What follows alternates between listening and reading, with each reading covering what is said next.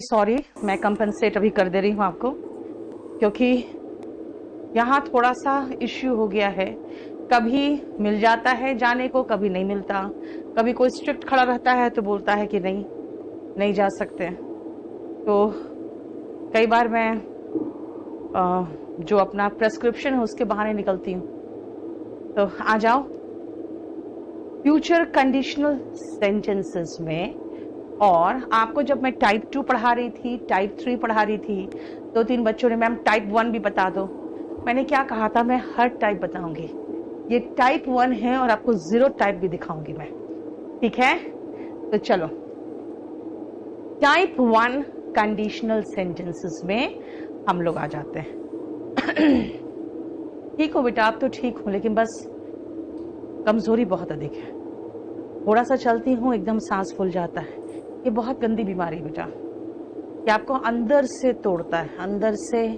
मतलब अगर आप ठीक हो जाओगे, उसके बाद आपको कम से कम 15-20 दिन ये एनर्जी नहीं छोड़ेगा काम करने को। तो खैर, मेरा काम ऐसा है कि मैं 1 घंटा का क्लास ले रही हूँ, आधा घंटा रेस्ट कर लेती हूँ, फिर थोड़ा सा एनर्जी आता है, फिर 1 घंटा क्लास लेती हूँ। तो अभी आपके जो क्लासेस 1.5 घंटे के स्लॉट के थे, सबको 1-1 घंटा किया हुआ है। बीच में आधा घंटा रेस्ट करती हूँ, तब जाके एनर्जी रिगेन करती हूँ, थोड़ा फिर से करती हूँ। लेकिन बहुत इश्यू है इस बीमारी में। आपको 12-13 डेज लगेगा ठीक होने में, और कम से कम 15 डेज लग जाएगा आपको एनर्जी रिगेन करने में। अभी भी मेरे घर के सभी लोग बीमार हैं। मेरे खुद के जीजा जी अभी हॉस्पिटल में भर्ती है। उनकी वाइफ यानी माया मैम, जो आपको स्टैटिक जीके पढ़ाती है, वो घर पे है, उनको भी हुआ पड़ा है। मतलब मेरी सभी सिस्टर्स को हो गया है। सब अलग अलग जगह है, एक द्वारका में, एक उत्तम नगर में है, एक सिग्नेचर व्यू अपार्टमेंट में, सबको हुआ पड़ा है। और अभी सब वो फीवर वाले स्टेज से गुजर रहे हैं। मैंने कहा अब ये स्टेज से गुजर जाओ, उसके बाद वाला स्टेज तो और तोड़ के रख देता है। तो आ जाओ, हम लोग अब करते हैं टाइप 1 कंडीशनल सेंटेंस। सुनो ध्यान से बेटा, जब हम टेंस पढ़ाते हैं तो आपको समझाते हैं कि भाई मेरे पास एक प्रेजेंट टेंस है ना, पास्ट टेंस है, पास्ट का पास्ट है। लेकिन मैंने एक चीज बताया था टेंस में, बेटा हम लोग के पास फ्यूचर टेंस नहीं होता। फ्यूचर टेंस इसलिए नहीं होता क्योंकि वर्ब में हमारे पास फ्यूचर फॉर्म ही नहीं है। हमारे पास V1 है जो प्रेजेंट फॉर्म है, हमारे पास V2 है जो पास्ट फॉर्म है। हमारे पास फ्यूचर टेंस बनाना पड़ता है। कैसे बनाया? विल शैल लगा के वर्ब का बेस फॉर्म बनाया, लगाया, तो हमारा फ्यूचर टेंस बना। लेकिन खुद सोचो, अगर फ्यूचर टेंस बनाना पड़ता है तो भाई मेरे पास डबल फ्यूचर टेंस तो नहीं आ सकता। लेकिन मैं कहना चाहूंगी कि अगर मैं आऊंगी तो आपसे मिलूंगी। भाई पहले आऊंगी फिर मिलूंगी, आऊंगी भी फ्यूचर में, मिलूंगी भी फ्यूचर में। लेकिन मिलना मेरे आने पर निर्भर करता है, और पहले आऊंगी फिर मिलूंगी। अब इसको कैसे बनाओगे? इसको बनाने के लिए मेरे पास दो फ्यूचर तो है नहीं, इसलिए मेरा फ्यूचर कंडीशनल सेंटेंस इसलिए इंपॉर्टेंट है। क्वेश्चंस इससे इसलिए आते हैं क्योंकि इंग्लिश मीडियम वाले भी इसको ट्रांसलेट करते हैं। अच्छा, अगर इफ मैं आऊंगी, आई will come, if I will कम, तो का इंग्लिश देन, मैं मिलूंगी आपसे, आई विल मीट यू। तो वो ऐसे बोलते हैं, if I will come then I will meet you. बेटा इफ का जोड़ा देन नहीं है। कंजंक्शन पढ़ोगे तो पढ़ोगे, इफ का जोड़ा हमारे पास देन नहीं है, कॉमा है। दूसरा, आपके पास डबल फ्यूचर तो है ही नहीं। तो जब डबल फ्यूचर नहीं तो क्या करोगे? तो देखो दोनों में से पहला एक्शन कौन है जो जल्दी नजदीक होने वाला है, और उसके बाद दूसरा एक्शन कौन है जो ज्यादा फ्यूचर में होने वाला है। जो नजदीक में होने वाला है उसको सिंपल प्रेजेंट टेंस में करो, क्योंकि वो प्रेजेंट के नजदीक है। और जो दूर है उसको फ्यूचर में करो, क्योंकि वो फ्यूचर टेंस है। क्योंकि आपके पास 2 फ्यूचर चाहिए, मेरे पास 2 फ्यूचर है ही नहीं, तो मैं क्या करूं? मैं देखूंगी भाई, अगर मैं आऊंगा यानी ये पहला एक्शन है, तो मैं आपसे मिलूंगा ये दूसरा एक्शन है। तो पहले क्या होगा? पहले आना होगा फिर मिलना होगा। अगर ऐसे सेंटेंसेस दिखे जहां पे 2 एक्शन फ्यूचर में हो और सेकेंड एक्शन फर्स्ट पर निर्भर करे, निर्भर करे मतलब भाई इफ, अनलेस, अनटिल, ऐसा कुछ दिखना चाहिए। ऐसे नहीं I will come and I will meet you, ये तो बिल्कुल सही है। सेकेंड एक्शन पहला पे निर्भर करे, अगर मैं आऊंगी तो ऐसे कंडीशन में first action simple present tense में होगा और second action simple future tense में होगा। इसीलिए अगर मैं आऊंगा बनेगा इफ आई कम, तो के लिए कॉमा, मैं आपसे मिलूंगा, आई विल मीट यू। देखो जरा ध्यान से।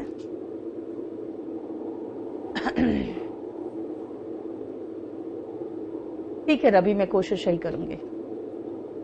हो गया? अब आओ, ये आपको बहुत इंपॉर्टेंट है और इससे बहुत क्वेश्चंस आते हैं। चलो देखो तो जरा, इससे बहुत क्वेश्चंस आते हैं। जा, मैं चश्मा तो लाई नहीं।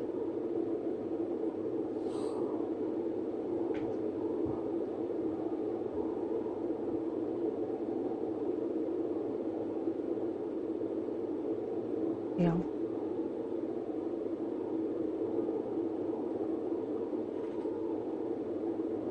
Yeah.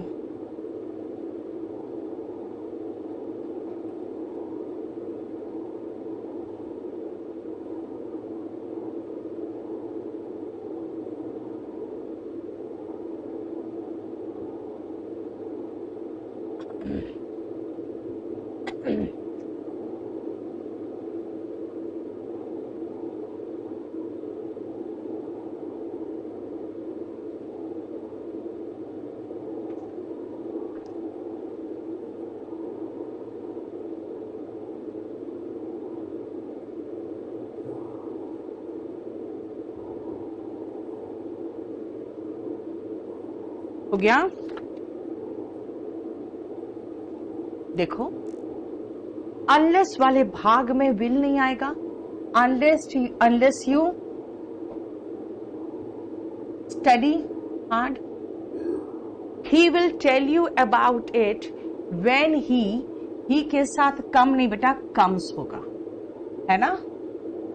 And we shall go out if it does not rain. भाई सिंपल प्रेजेंट टेंस लगा दे रहे हो, अच्छी बात है, लेकिन कम से कम उसका स्ट्रक्चर तो सही करो। डज नॉट रेन होता है, डज नॉट रेन्स तो नहीं होता। देखो, बताओ कोई इश्यू? ठीक है, चलिए और क्वेश्चन देखो।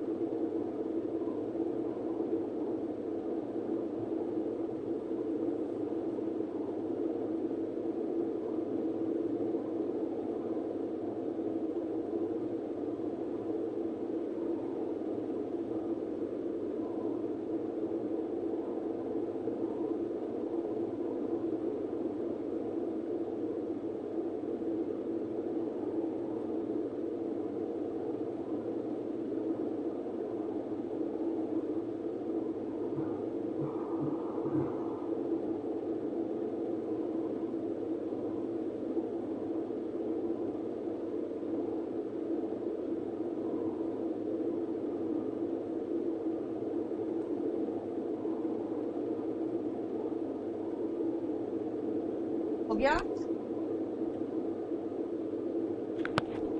वी शैल वेट टिल, बेटा पहले क्या होगा, पहले आप फिनिश करोगे तब तक वेट करेंगे।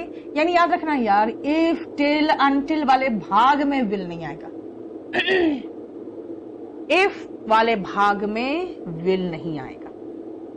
If I play my best I will win, will नहीं है तो कैन लगा दिया, आई कैन विन चलेगा, मैं जीत सकती हूं। इफ वाले भाग में विल नहीं आएगा। If you finish your homework I will give you an ice cream. We will rest for some time, when वाले भाग में विल नहीं आएगा। When we reach the top, हम जब टॉप पे पहुंचेंगे तो थोड़ा देर आराम करेंगे, है ना। देखो मैंने हमेशा आपको एक ही चीज कहा है बेटा, इफ वाले भाग में, अब भाई इफ वाला भाग कौन सा होगा, इफ नहीं होगा तो अनलेस होगा, अनटिल होगा, टिल होगा, व्हेन होगा, यानी कोई भी जो इंट्रोड्यूस कर रहा है और पहला भाग है सेंटेंस का। ठीक है, चलो आगे देखो।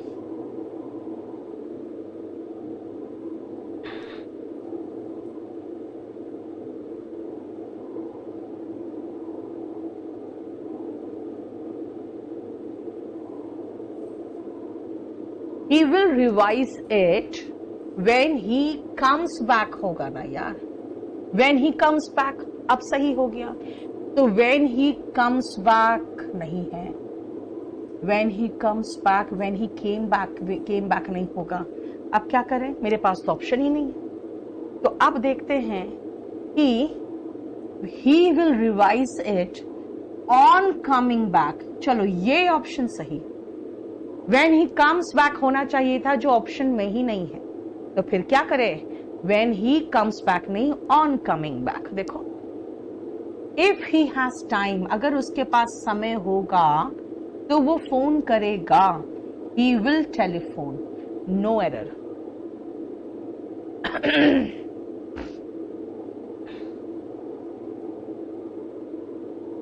प्रताप वो क्या आपका बुक कहां से करूं बेटा, अभी नहीं हो पाता है मुझसे, थोड़ा सा टाइम अब लग जाएगा ज्यादा, क्योंकि मैं नहीं कर पा रही हूँ आजकल। अभी स्पोकन का बुक फाइनल करके भेज रही हूँ प्रिंट होने। नेक्स्ट पेज देखो।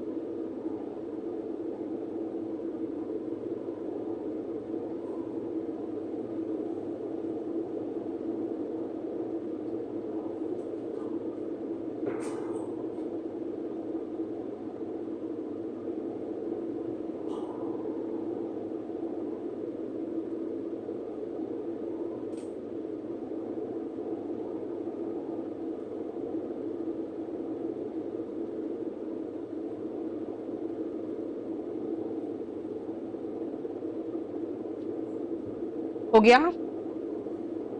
If I will get an opportunity, if वाले भाग में विल नहीं आएगा। I shall attend the seminar, be quick, otherwise you would, क्यों भाई, फ्यूचर की बात हो रही है, जल्दी करो नहीं तो ट्रेन मिस हो जाएगी, you will miss the train. देखो है ना, देखो थोड़ा समझने की कोशिश करोगे हो जाएगा। अब आओ, हम लोगों ने टाइप 1, टाइप 2 और टाइप 3 खत्म कर लिया है, लेकिन अभी भी कुछ मिसलेनियस पोर्शन है, उसको देखना जरूरी है। पहले एक बार रीड करो, फिर मैं समझाऊंगी आपको। और ये बहुत इंपॉर्टेंट नहीं है, फिर भी कुछ कंजंक्शन के हिसाब से इंपॉर्टेंट है।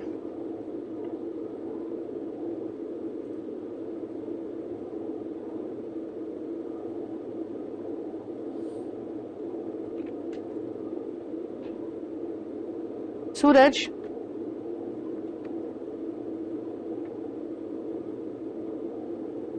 ये इसको इसी में डाल दिया था क्या, इसका कहाँ है देखो तो, इसमें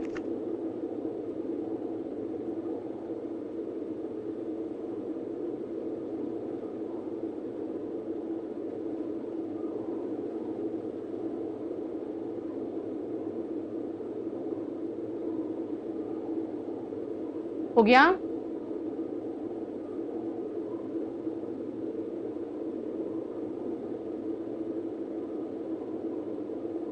रवि कुमार, बेटा कंडीशनल सेंटेंस पूरा पीडीएफ एक साथ मिल गया होगा क्या? अब आओ सुनो, आप एक चीज महसूस कर रहे होगे कि सेकेंड स्ट्रक्चर तो आप पहचान रहे हो, model plus have plus V3, model sorry subject model have plus V3, यानी आप ये तो पहचान रहे हो subject would have plus V3, है ना? लेकिन इस स्ट्रक्चर में याद करो, पहला भाग था हैड प्लस V3, तो दूसरा भाग था वुड हैव प्लस V3। पहला भाग था हैड प्लस V3, तो दूसरा भाग था वुड हैव प्लस V3। लेकिन बेटा यहाँ पे हैड प्लस V3 का तो ऑप्शन ही नहीं दिख रहा है। कोई बात नहीं। बट फॉर का मीनिंग क्या है? बट फॉर का मीनिंग निकल रहा है विदाउट। बोलना चाह रहा है तुम्हारे हेल्प के बिना, without your help. But for का मीनिंग होता है विदाउट। बट फॉर का मीनिंग होता है without.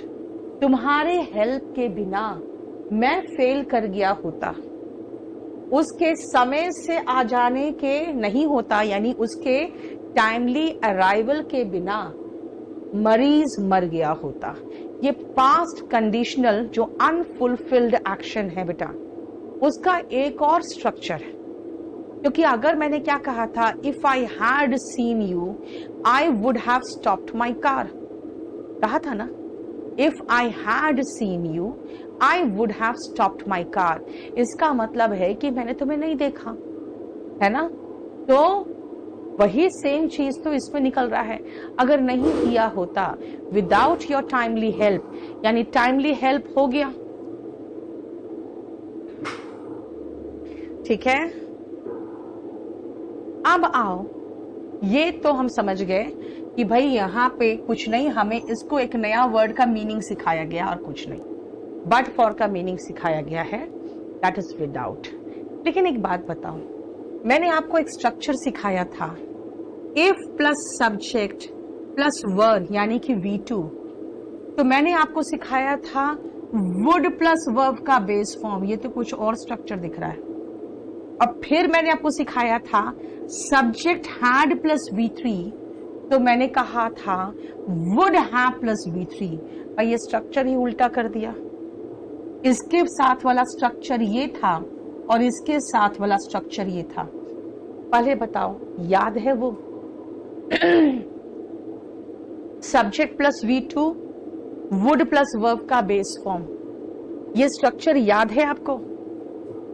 Subject plus V2 would plus verb का बेस फॉर्म और हैड प्लस V3, तो वुड हैव प्लस V3। कुछ याद है? हाँ, subject plus V2 would plus verb का base form, had plus V3 would have plus V3, आपको याद है? और ये नीचे का दोनों 2 और 3 उल्टा लग रहा है ना, है ना? बिल्कुल सही रवि, इसका मतलब है आपको याद है मैंने क्या सिखाया था? Subject plus V2 would plus verb का base form, had plus V3 would have plus V3, यही तो सिखाया था, है ना? अब कहोगे मैम सब्जेक्ट प्लस V2 था तो वुड प्लस वर्ब का बेस फॉर्म था, ये था, और हैड प्लस V3 था तो वुड हैव प्लस V3 था। आपने उल्टा क्यों लिखा है? बेटा ये दोनों सही है, और उल्टा क्यों लिखा है पहले मैं आपको एक एग्जाम्पल से समझाना चाहूंगी। सुनो, कई बार स्टूडेंट से पूछते हैं कि तुम्हारा कहाँ रह गया, तो कहता है कि मैम अगर मैं रिजर्व्ड कैटेगरी में होता ना तो मेरा हो गया होता। यानी वो मान के चल रहा है कि अगर वो अनरिजर्व्ड कैटेगरी में नहीं होता तो उसका एग्जाम में हो गया होता। बेटा वो क्या बोल रहा है? वो कह रहा है कि अगर मैं अनरिजर्व्ड कैटेगरी में होता, यानी वो प्रेजेंट इमेजिनरी पोजीशन की बात कर रहा है। प्रेजेंट इमेजिनरी पोजीशन की बात कर रहा है। तो मेरा हो गया होता, यानी ये बात कर रहा है पास्ट अनफुलफिल्ड। क्यों? भाई रिजल्ट आ चुका था। अगर मान लो CPUSI का रिजल्ट आ चुका, CPUSI का रिजल्ट निकल गया परसों, आज अगर मैं पूछूंगी कहां रह गए, तो बोलेगा कि मैम अगर मैं रिजर्व कैटेगरी में होता, कब होता? भाई परसों नहीं, अभी भी। प्रेजेंट इमेजिनेशन, रिजर्व कैटेगरी में एक बार घुस गए तो निकलते थोड़ी हो। तो मेरा हो गया होता, इसका मतलब है कि जो परसों रिजल्ट आया उसकी बात कर रहा है। बेटा प्रेजेंट इमेजिनरी पोजीशन के साथ पास्ट अनफुलफिल्ड एक्शन की बात कर रहा है। तो वो कहेगा ma'am if I were in reserved category present imaginary position, I would have passed the exam. चाहे I would have been selected, अगर पैसिव वॉइस आता है तो बना सकते हो। I would have passed. I would have got selected. I would have become क्या? Sub inspector इन Delhi police. देखो ध्यान से, प्रेजेंट इमेजिनरी पोजीशन की बात कर रहा है। If I were in reserve category, तो जो रिजल्ट निकला ना परसों, उसमें मेरा सिलेक्शन हो चुका होता। I would have been selected. ध्यान से देखो, वही तो क्वेश्चन है सेकेंड वाला। आपको क्या कहा है? If I were an English man I would have got this job. आप अमेरिका में हो, फर्स्ट क्लास, आपके पास डिग्री भी है, आपके पास एक्सपीरियंस भी है, और आपका सिलेक्शन नहीं हुआ, घर वापस लौटोगे तो मैं पूछूंगी क्या हुआ, तो आप कहोगे मैम अगर मैं अंग्रेज होता ना तो मेरा सिलेक्शन हो जाता, मुझे ये जॉब मिल जाता। वहां पे रेसिज्म चल रहा था, वहां पे नस्ल भेद था। यानी अगर मैं अंग्रेज होता, कब? भाई प्रेजेंट में। If I were an English man, तो मेरा सिलेक्शन हो गया होता। यानी कब होता? जो जॉब से भगा के आपको भेज दिया गया, यानी अगेन पास्ट। तो आई would have got this job. देखें, मिक्स्ड कैटेगरी है बेटा ये। दूसरा, अब आपसे मैं पूछूंगी, आप मुझे बताओगे मान लो आप ये कहना चाह रहे हो कि अगर आपने मुझे हॉस्पिटल नहीं पहुंचाया होता, मान लो आज आप मुझसे मिल रहे हो बहुत बड़े होके, और जब छोटे बच्चे थे तो कोई कुछ ऐसा हुआ था कि आपको लेके भागे थे हम लोग हॉस्पिटल, और आज आप स्वस्थ हो और अच्छे पोजीशन पे हो और एकदम बिल्कुल फिट एंड फाइन हो, तो आप कभी एहसान जताना चाहते हो ना? क्या बोलते हो कि अगर आपने मुझे अस्पताल नहीं पहुंचाया होता पास्ट में, तो आज मैं जिंदा नहीं होता। प्रेजेंट इमेजिनेशन, जिंदा होना, इमेजिन क्या कर रहे हो? मैं जिंदा नहीं होता। यानी आप मुझे कह रहे हो कि अगर आपने मुझे अस्पताल नहीं पहुंचाया होता, पास्ट अनफुलफिल्ड, तो आज मैं जिंदा नहीं होता। ये इमेजिनेशन कर रहे हो प्रेजेंट का कि आज मैं मरा हुआ होता। प्रेजेंट इमेजिनेशन जो बोला है जरा बना के दिखाओ तो। सेम सेंटेंस मुझे चाहिए इंग्लिश में।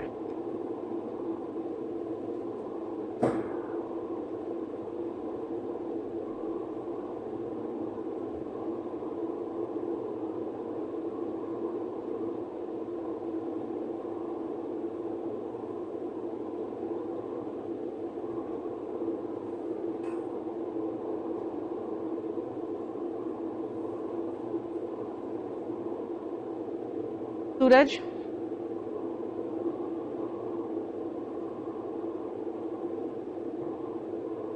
ये कौन सा है? अच्छा,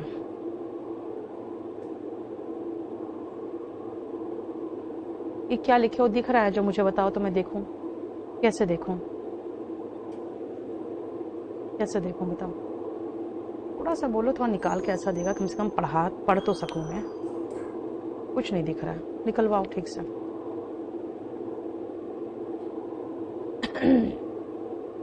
if you didn't carry, Mrinal क्या करते हो बेटा, आपको स्ट्रक्चर सिखाया मैंने। Navneet, very good Prince, very good. हाँ,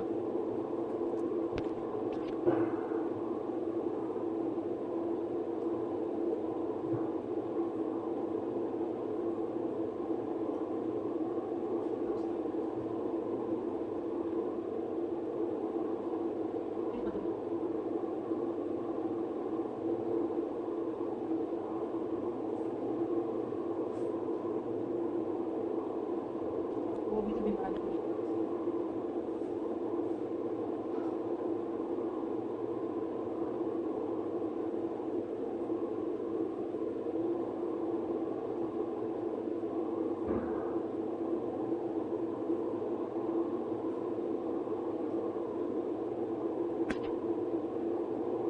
ये बनेगा इफ यू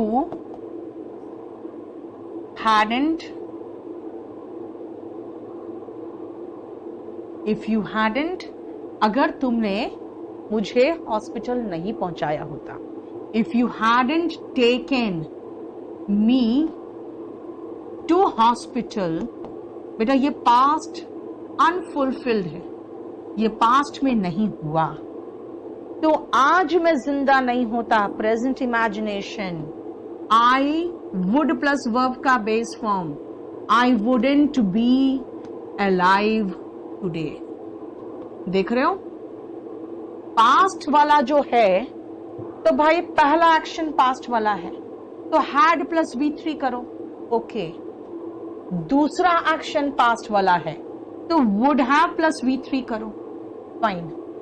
पहला एक्शन प्रेजेंट इमेजिनेशन है, तो सब्जेक्ट प्लस V2 वॉस को छोड़कर करो, और अगर दूसरा एक्शन प्रेजेंट वाला है तो वुड प्लस वर्ब का बेस फॉर्म करो, देख लो, ठीक है, समझ में आया। इसीलिए आपको अब देखो सेकंड वाला, if you hadn't helped me I wouldn't be alive today. बेटा एक चीज देखो ना, जो पढ़ाया समझा के यही तो एक्सप्लेन कर रही हूं, देखो तो बिल्कुल सही लिखे हो सब कोई, आप लोग बिल्कुल कंप्लीटली समझ रहे हो, जो भी स्ट्रक्चर फॉलो कर रहा है बिल्कुल सही लिख रहा है, जो स्ट्रक्चर फॉलो नहीं कर रहा है वो गलत करेगा। देखो, if I were an English man, present imaginary post यानी position, I would have got this job, यानी जो जॉब गवा के आए हो, पास्ट की बात हो रही है, देखो आई would have got this job. और नेक्स्ट में if you had not helped me, past unfulfilled action, I wouldn't be alive today, present imaginary position. देखो, जो लोग स्ट्रक्चर सही लगा रहे हैं, सही लिख रहे हैं, जो लोग अपना इंग्लिश का पहले का ज्ञान को यूज करके बनाने की कोशिश कर रहे हैं, बेटा वो गलत करोगे क्योंकि स्ट्रक्चर अगर हम सिखा रहे हैं तो आपको स्पोकन के लिए भी तो सिखा रही हूं मैं। चलो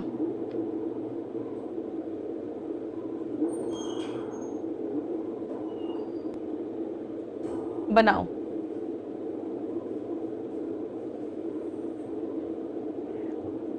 देखो बिल्कुल सही है क्या।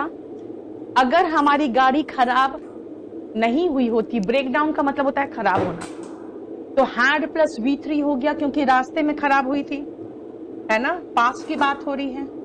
तो अभी हम ऑफिस में होते, है ना, अभी तक पहुंच गए होते, वी क्या, we will be at the office now, wrong है बेटा, क्योंकि हैड अगर है तो विल नहीं होगा, वुड होगा। और आपको याद है ना, पास्ट इमेजिनेशन ठीक है, लेकिन प्रेजेंट का सेकेंड फॉर्म क्या था, वुड प्लस वर्ब का बेस फॉर्म, तो we would be in the office now, would plus verb का बेस फॉर्म। अब नेक्स्ट वाला पोर्शन में आ रही हूं मैं, ये भी बहुत इंपॉर्टेंट नहीं है, लेकिन एक बार रीड करो, मैं समझाऊंगी।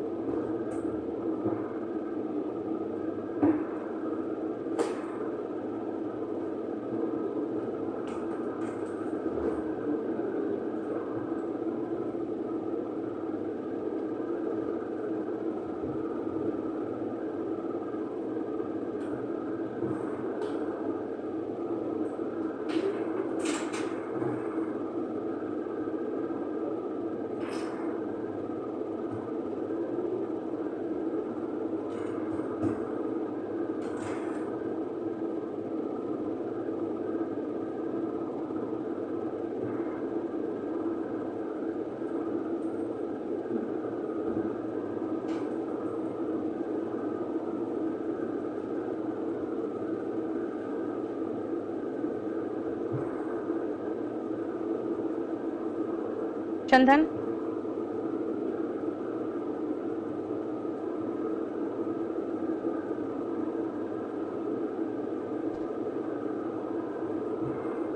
सुनो बेटा, mix sentences of tenses heading लगेगा। अच्छा, ये जिस तरह का तो बनाओगे डिजाइन, उसी तरह का डिजाइन ये भी बनाओगे ना, क्योंकि दोनों जैसे ये है मिक्स सेंटेंस, कहाँ दिया, तो ये देख लो जरा, हेडिंग सही करो 13 नंबर चैप्टर करके, और उसके बाद इसको और इसका डिजाइन दोनों का सेम करो। ठीक है, ये भी ले जाओ।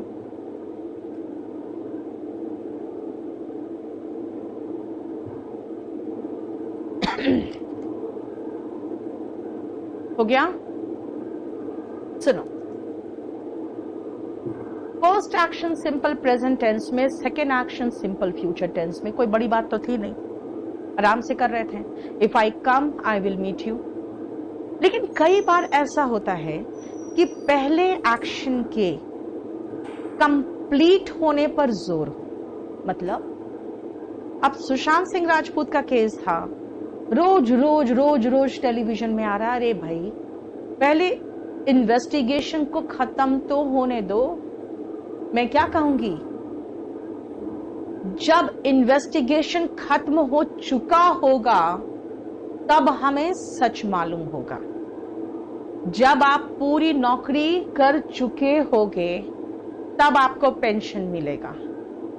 मैं पढ़ाने आती हूं जब मैं अपना नोट्स पूरा कंप्लीट प्रिपेयर कर चुकी होती हूं। मतलब first action simple present tense में लगाते हो, second action simple future tense में लगाते हो, फ्यूचर कंडीशनल सेंटेंसेस में। लेकिन अगर पहले एक्शन की बात करते हैं तो हम कौन सा टेंस यूज करते हैं? तो कहोगे मैम फ्यूचर कंडीशनल अभी पढ़ा, पहला एक्शन में सिंपल प्रेजेंट, दूसरा एक्शन में सिंपल फ्यूचर। लेकिन अगर पहले एक्शन के कंप्लीट होने पर जोर हो तो टेंस में आ जाओ। टेंस में मैंने सिखाया था, जब एक्शन के पूरा होने पर जोर हो, टाइम ऑफ एक्शन नहीं दिया हो, और टाइम ऑफ एक्शन इंपॉर्टेंट भी नहीं।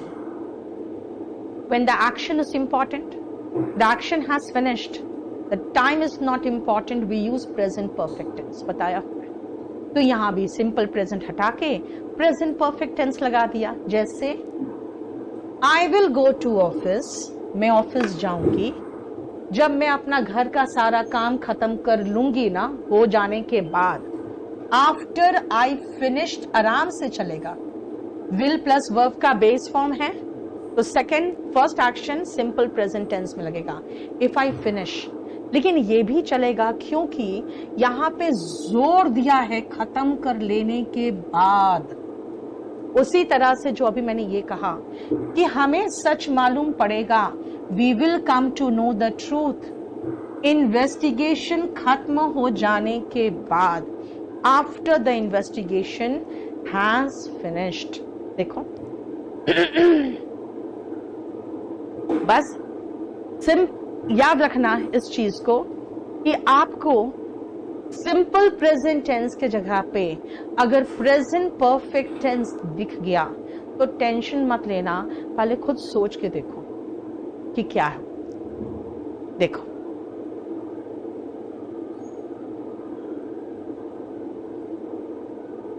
अगर उसके कंप्लीट होने पर जोर हो तो वुड हैव बीन चलेगा। एट द ऑफिस प्रिंस त्यागी, आपने तो वुड हैव प्लस V3 लगा दिया, तो I would be in my office होगा ना बेटा, वुड बी होगा, वुड प्लस वर्ब का बेस फॉर्म आएगा। अब इसमें देखो,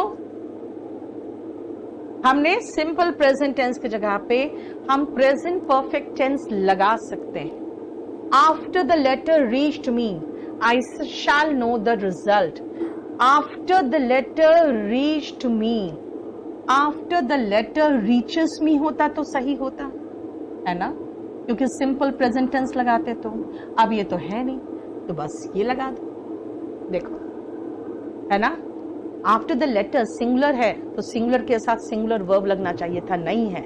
अगर होता तो ये भी चलता।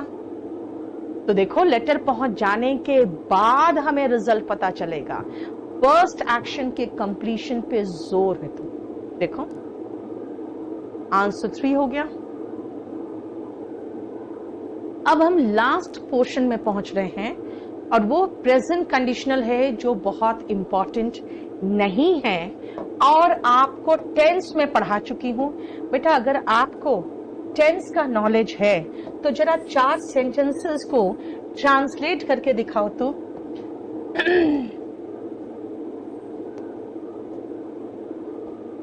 ठीक है,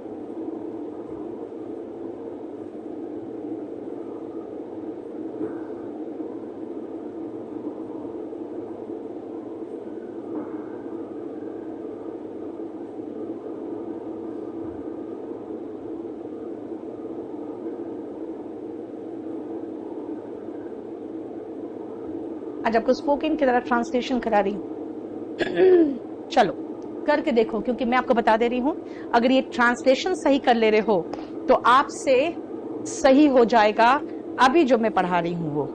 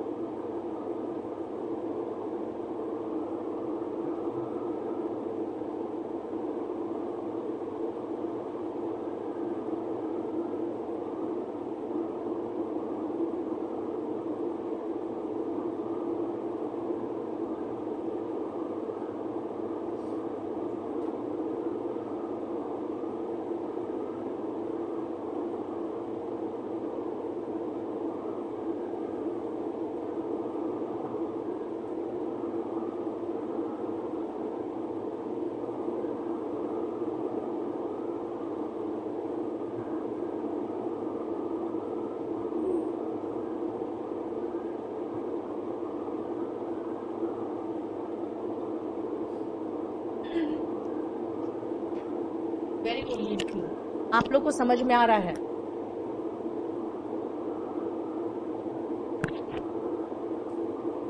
रवि मैं देखती हूँ बेटा। सूरज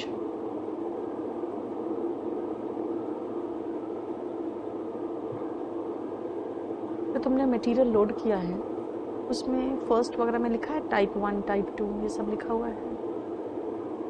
नहीं, ये वाला अभी जो पढ़ा रही हूँ नहीं।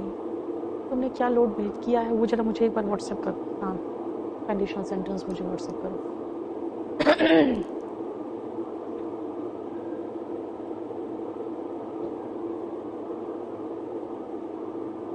चलो देखो, अगर हम बर्फ को गर्म करते हैं तो वह पानी बन जाता है। बर्फ को गर्म करते हैं तो पानी बन जाता है। बेटा यूनिवर्सल ट्रूथ नहीं लग रहा है ना? ध्यान से सुनना बेटा, इस तरह के जो यूनिवर्सल ट्रूथ वाले वाक्य होते हैं वो टाइप 0 होते हैं। ठीक है, यूनिवर्सल ट्रूथ वाले जो वाक्य होते हैं ना वो टाइप 0 होते हैं। और ये मैंने इसलिए तुम लोगों को कहा ट्रांसलेट करने को, कारण क्या है, इनसे क्वेश्चन नहीं आते। क्यों नहीं आते पता है? क्योंकि अगर आप ट्रांसलेट करोगे तो ये बिल्कुल सही ट्रांसलेशन से सेंटेंस बिल्कुल सही बन जाएगा। भाई जहां पंगा है क्वेश्चन वहां से देगा ना, पंगा कहां से है? सोचो खुद। अगर मैं आऊंगी तो आपसे मिलूंगी, आऊंगी इफ आई विल कम, पंगा वहां है। पंगा आपका स्ट्रक्चर में है। Subject plus V2 would plus verb का बेस फॉर्म होना चाहिए।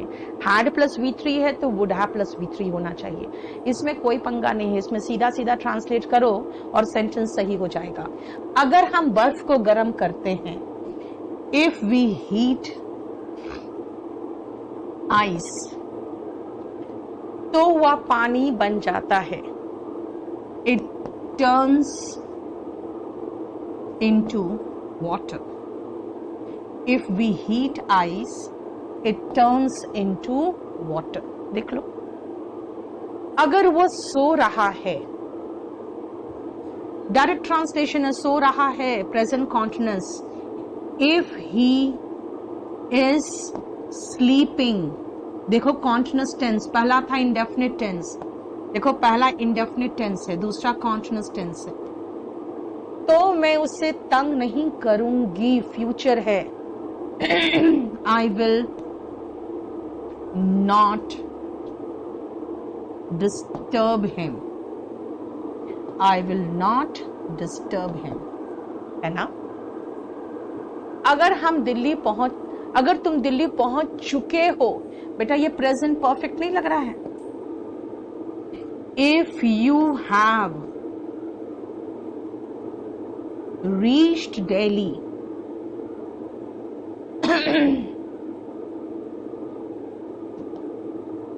मैं तुमसे मिलने आऊंगी, फ्यूचर है।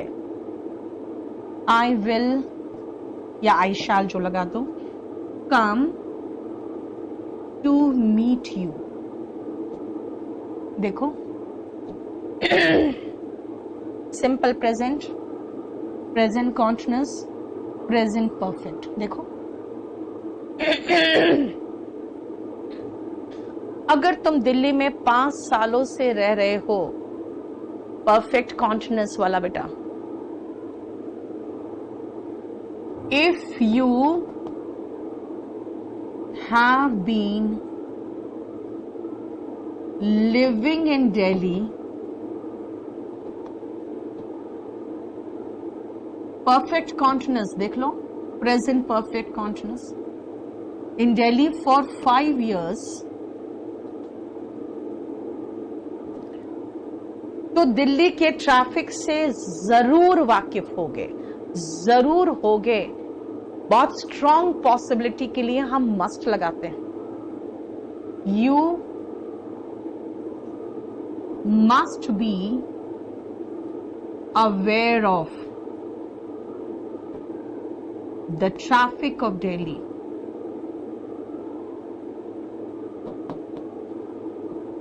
मुझे एक बात बताओ, ट्रांसलेशन मैंने कर दिया सारा सेंटेंस का, कहीं गलत है जरा देखो तो।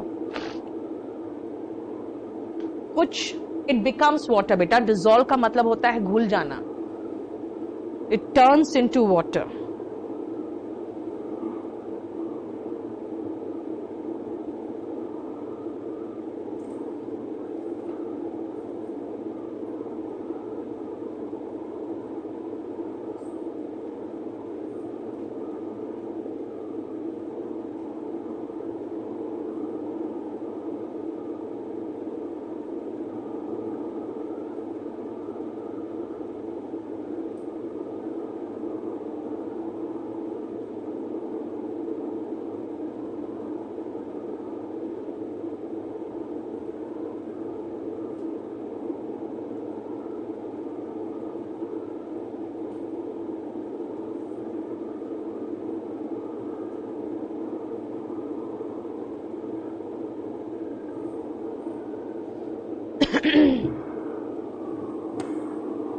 बोलो। विल और वुड का, बेटा वुड पास्ट में लगता है, विल फ्यूचर में लगता है, आप देख लो। आपको खुद महसूस होगा कि मैंने कुछ भी नहीं किया है, एग्जैक्टली टेंस का ट्रांसलेशन किया है। या जब टेंस का ट्रांसलेशन किया है मैंने, तो कोई नया चीज तो किया नहीं, तो फिर क्वेश्चन क्यों देगा? इनसे क्वेश्चन क्यों पूछेगा? जब ट्रांसलेट करते ही हमारा सेंटेंस सही बन जाए तो क्यों पूछेगा? जरा देखो। If we heat ice it turns into water, ये यूनिवर्सल ट्रूथ का सेंटेंस है। It comes in type 0 conditional sentence. अगर मैं दिल्ली आता हूं तो आपसे मिलता हूं, देखो। अगर तुम मेरा इंतजार कर रहे हो तो कल आना। सबका ट्रांसलेशन किया मैंने, आप जरा देखो। जब ट्रांसलेट करने पर आपका सेंटेंस सही हो जाए, they will not give you any question from there. ठीक है?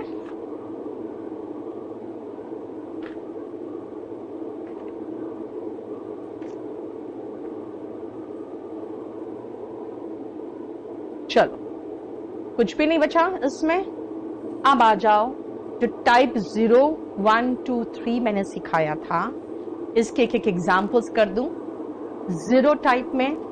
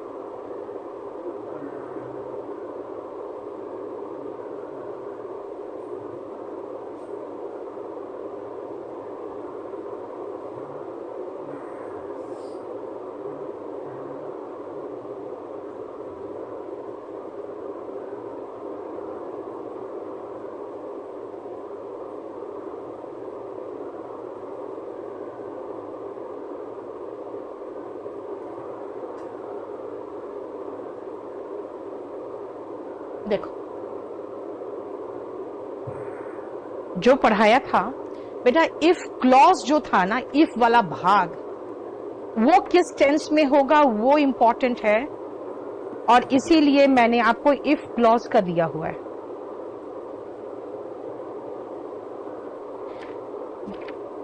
इफ क्लॉज देखो मेरा सही मैच कर रहा है ना?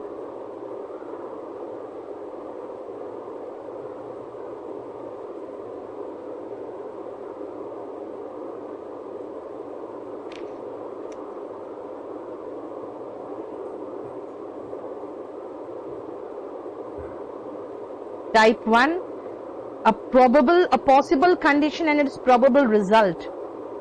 Type 0, general truth है ना? तो उसका एग्जाम्पल देखो, अभी जो बताया था, if you heat ice it turns into water. अभी मैंने कुछ और लिख दिया कि अगर आप सच बोलते हो तो कम समस्याएं झेलते हो, वरना एक से बाद एक झूठ में फंसते चले जाते हो, है ना? दूसरा देखो, सिंपल प्रेजेंट टेंस था टाइप 1 में। टाइप 1 में याद करोगे तो फ्यूचर कंडीशनल सेंटेंस पढ़ाया था।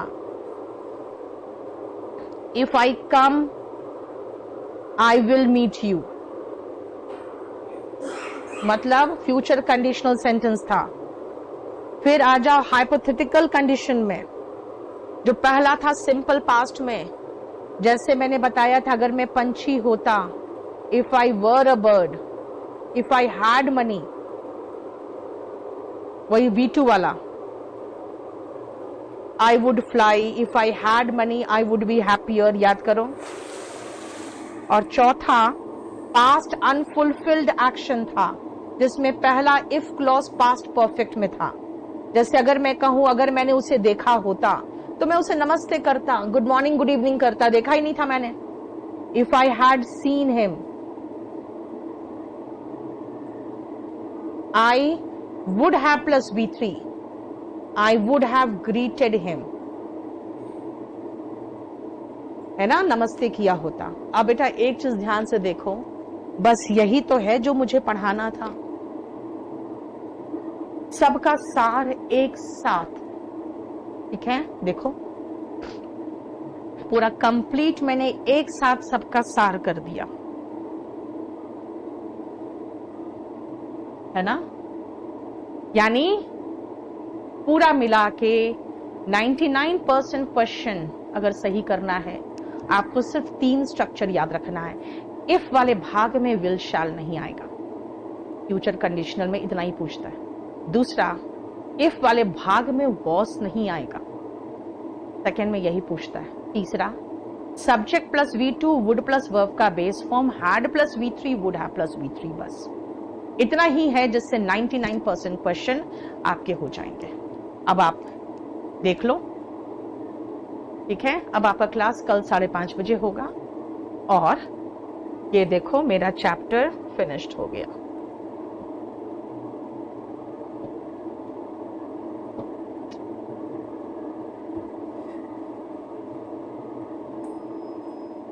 बंद करो यार इसको, नेक्स्ट पेज कोई नहीं रहा।